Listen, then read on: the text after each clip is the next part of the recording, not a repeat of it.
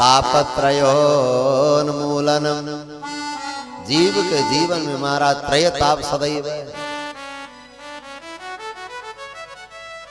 जन्म लेते ही वो त्रयताप से घिरा हुआ रहता है। आदि दैविक, आदि भौतिक, आध्यात्मिक, तीन प्रकार के ताप सदैव जीव के साथ रहते हैं।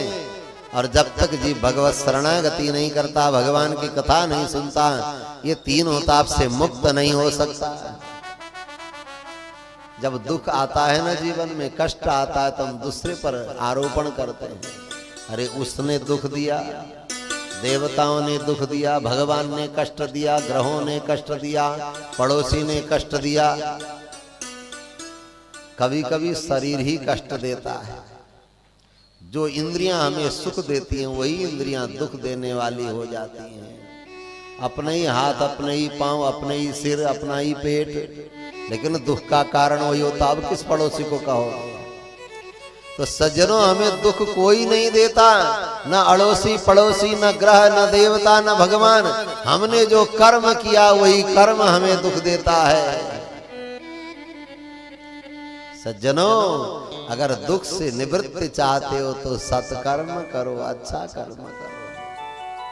कोई किसी का दुख देने वाला ना।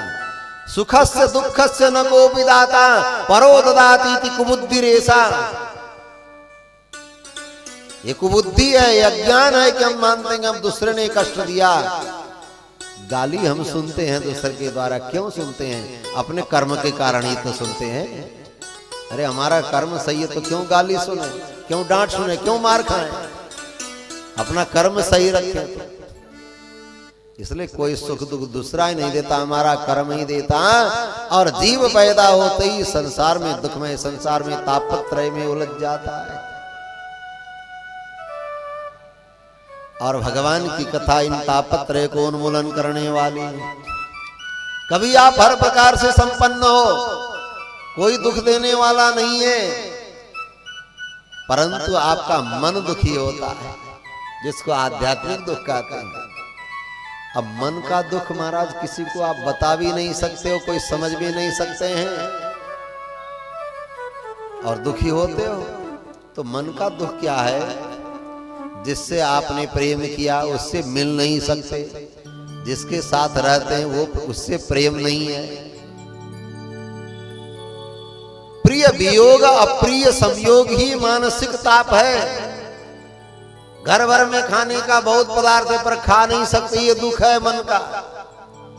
खाने का बहुत मन है, किसी के पास खाने का वस्तु नहीं है। कोई तन दुखी, कोई मन दुखी, कोई धन बिनु रहत उदास। सब दुखी, कोई शरीर से दुखी है, कोई मन से दुखी है, कोई रुपया न होने से दुखी है, कोई धन बिनु रहत उदास। महाराज, धन आ जाए तो चेहरा हरियर हो जाता है। हाँ, सारी झुर्रियां खत्म हो जाती हैं। अगर धन न दिखाई पड़े तो महाराज 30 साल झुर्रियां पड़ने लगे। जब धन हो तो उदासी छा जाती है। तो संसार में कोई तन दुखी, कोई मन दुखी, कोई धन बिनु रहत उदास। थोड़े थोड़े सब दुखी। संसार में सभी दुखी है महाराज। किसी के पास थोड़ा दुख है, किसी के पास ज्यादा।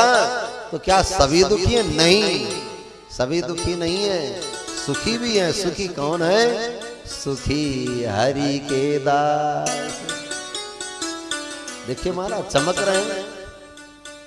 कहते हैं इतने साल हो गए, चमक रहे हैं, मस्ती में हैं। जो भगवान के दास हैं, जो भगवान के चरण में आश्रित हैं। महाराज, यहां बड़े बड़े धनवान बैठे होंगे, लेकिन धन के हिसाब से तोलने लगेगा तो बहुत ऊंचा नीचा होगा। लेकिन चेहरे में वह आनंद, वह रौनक नहीं मिलेगा जो साधु संत जिनके पास कुछ नहीं है, लंगोटी की भी चिंता नहीं रखते महाराज। तो सुखी कौन है संसार में? थोड़े थोड़े सब दुखी, सुखी हरि के दास।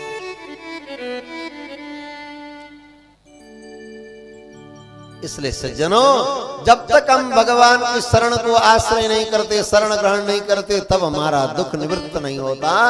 पर शरणागत होने पर दुख तो आता है, पर अनुभव नहीं होता। दुख तो महारानी द्रौपदी के जीवन में दुख नहीं आया क्या? आया, पर कभी दुखी नहीं हुई। क्या ध्रुव जी के जीवन में नहीं आया पर दुखी नहीं हुए? क्या प्रहलाद जी के जीवन में दुख नहीं आया? क्या मीराबाई के जीवन में दुख नहीं आया? आया तो, पर उस दुख को सहने वाले हमारे ठाकुर जी सामने होते और उनको सुखी कर देते हैं। इसलिए जो भगवान का आश्रय लेता, जो भगवान की कथा का आश्रय लेता, उसके सारे ताप दुख नष्ट हो जाते। वेद्यं वास्तवमत्र वस्तु शिवदम् तापत्रयोन्मूलनम्